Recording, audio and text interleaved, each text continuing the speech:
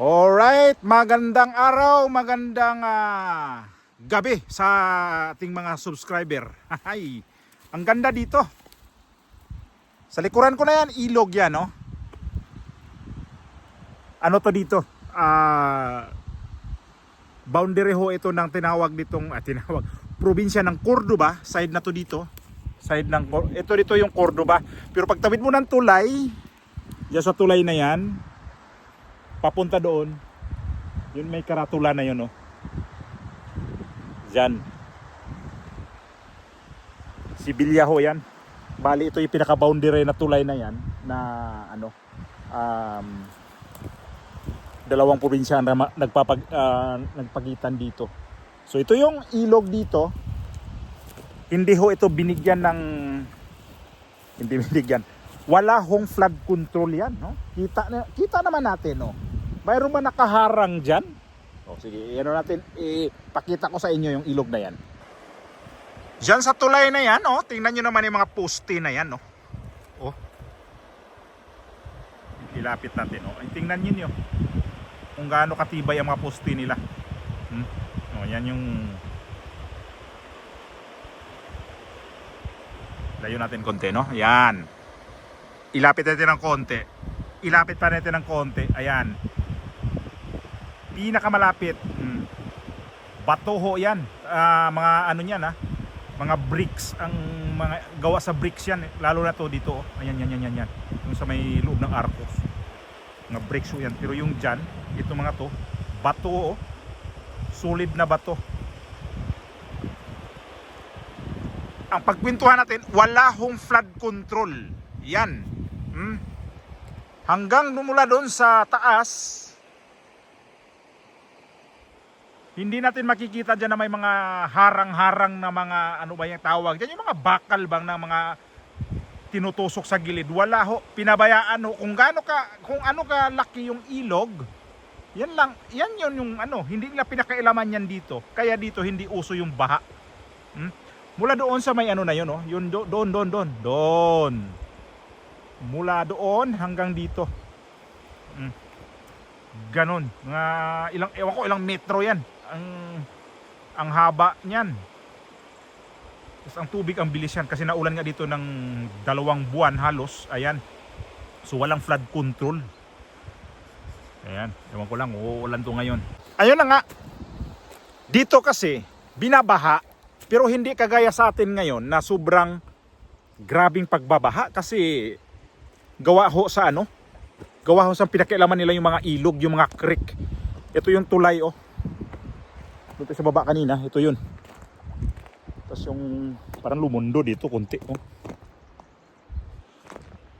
So ito yun, yung karugtong doon. Wala talagang makikita dito na kagaya sa atin na ginagawang sabi nila flood control. Flood control daw, paano makontrol ang pagbabaha? Nakagaya nito, pag bumaha kasi yan, ang layo ng hindi talaga siya pupunta sa tawag yan yung sa mga farm. Kasi yung ilog na yan, mula dito hanggang doon, hindi nila pinakailaman yan, hindi nila niliitan. Sa atin kasi niliitan, di ba? Lalo dyan sa may mga Las Piñas, Alabang, yung mga dyan, mga creek, nakita ko. Ayan ako, pinakailaman. Kaya, bumabaha talaga. Sinong area dyan? Sa may Las Piñas. Alam na natin kung sino. Mga bilyonaryo dyan. Na mga kulay orange ang kulay nila pag tumatakbo. So ito yung papunta rito. Cordoba ho yan. Papunta doon. Papunta naman dito. Civil. Papunta na yan sa... ito, Sibilya na yan. Yan. O, tour lang tayo konti kasi ito yung lugar namin, bundok. Ayos bundok talaga. So pinag-usapan lang natin yung mga flood control. Dito hindi ginawang negosyo ang mga ganyang klase na gagawin lang ng mga ilog. Punduhan sa gobyerno para kikita ang mga kontraktor, kikita ang mga congressman, kikita ang mga mayor, dito ang Spain mayroon naman ding pagkakurap din ang mga sa gobyerno dito, pero sa Pilipinas kanseros na ho tayo talaga. Dito wala silang dito Wala silang balak dito na gawin harang-harang dyan yung mga Tusok-tusok ba? Yung mga bakal ng tawag niya, alam nyo yan eh. Hindi ko, yun ang hindi ko alam. Yung bang, kagaya sa Pasig River na nakikita natin, na may mga tinutusok-tusok sa, sa gilid ng mga bakal. Ano ba yan? Hindi naman kawayan yun ha. So ito, di ko alam kung anong mayroon dito sa loob. Kung mayroon ba tong mga bakal. Ito. Baka mamaya nandito si si Cabral tumalon. Si Cabral. Ito ito bato eh. Ito siya bato talaga. Hindi siya kagaya ba sa atin na simintong buhos. Hindi ito to. Pakita ko sa inyo. Ayan bato talaga. Ayan batong as in bato Ito nakikita ninyo. Ito. Ito. Bato ho yan. Tapos ito bricks. Ito mga bricks na yan sa taas. So ibig sabihin nito, wala ho siyang mga kabilya. Bakit Bakit to siya lumalaban sa baha? Bakit kinakaya niyo yung pagbabaha dito? Baha. Imagine nyo naman yung mga yun doon, yung mga damo na yan. Diyan doon madaan ang tubig. Ayan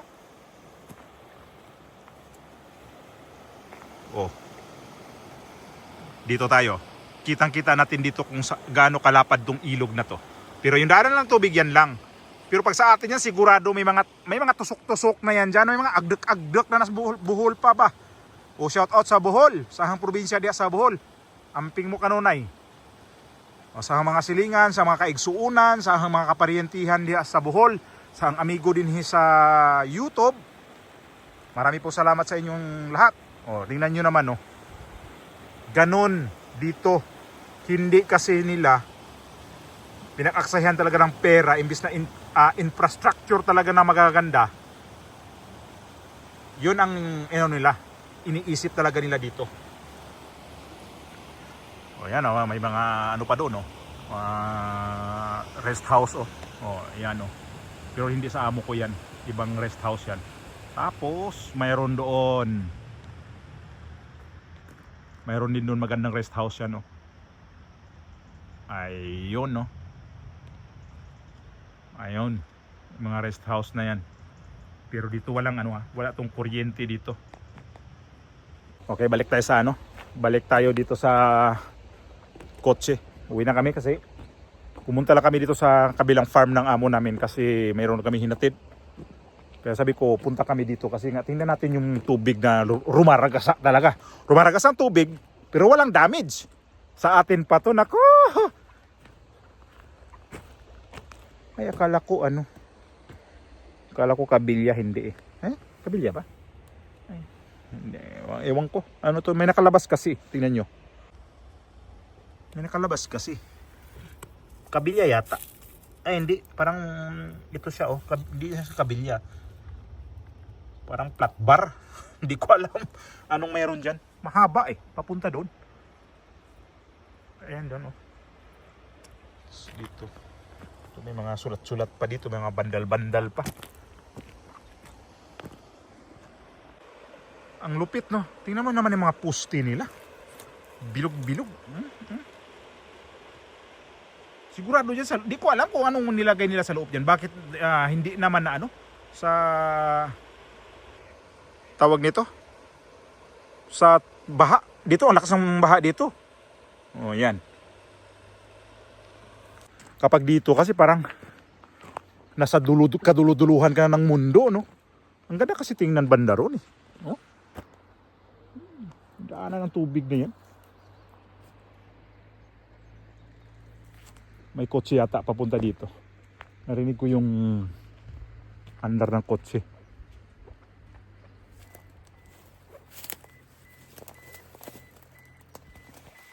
O mga gwardiya.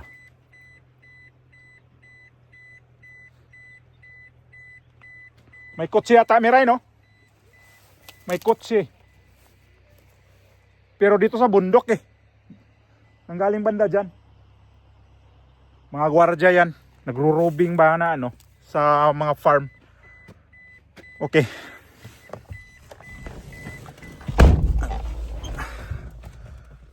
Ganon dito. Walang ano, di uso yung ano dito ba, yung sinasabi ng flood control. Negosyo kasi yan. Kaya yung mga tao dito, sana nga hindi matuto sa mga ganyan flood control. Sana di maturuan sa mga Filipino. Pero turuan sa mga Filipino, hiyari, Espanya. Hindi, iba dito. Sa promise ha. Dito, sa ano pa lang, sa healthcare system, pinakamaganda rin dito. Sa peace and order, pinakamaganda dito. Although dito, meron na mga ano dito, mga ano ba tawag yan? Yung ano ba? DRUZs. Marami dito. Halos nga legal dito eh. Pag gumamit ng mga Mary Jane, halos legal dito. Kaya lang iba pa rin sila pag ano dito kasi hindi kagaya sa atin naman mga pag gumamit ng ganyan hindi nila iniisip yung napaka karumal-dumal na yung ginagawa nila. Pero dito hindi eh. Basta makikita mo mga tao na ito gumagamit to kasi tuyo yung mukha. Gumagamit yan kasi tuyo yung mukha. Hindi kagaya sa akin na tuyo din ang mukha ko. Kaya lang, hindi ako gumagamit. Promise ha. Tara. Guardia. Tara. Imagine ninyo yan, oh. Imagine. Yun, oh. Sa baba.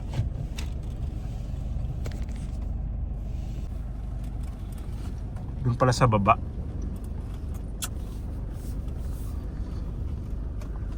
May tao sa loob? Oo, bumaba nga. Sana. Wala, nasa bakay na. Ayan yung pick up na yun. Ayan.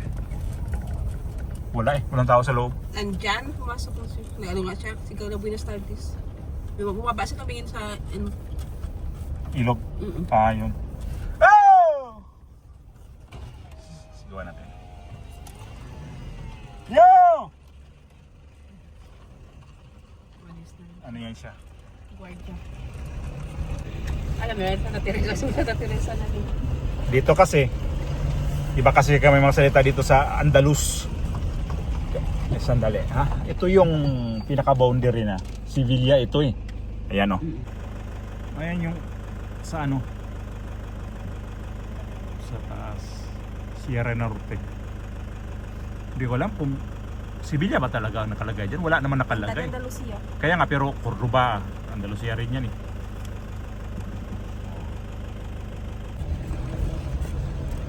Basta Cordoba ito. Diyan sa kabila na yan.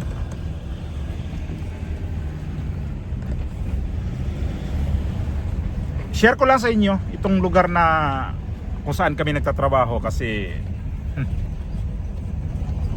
ganito sa ibang bansa kapag ganitong ano. Tingnan naman yung suot ko. Hindi naman ako nagtrabaho dito. Katid kami dito ng lamisa. Kasi nga meron kaming trabaho itong linggo dito. Di ba? Ngayon gabi umpisa na kami kaya lang ang bakbakan talaga sa barut linggo.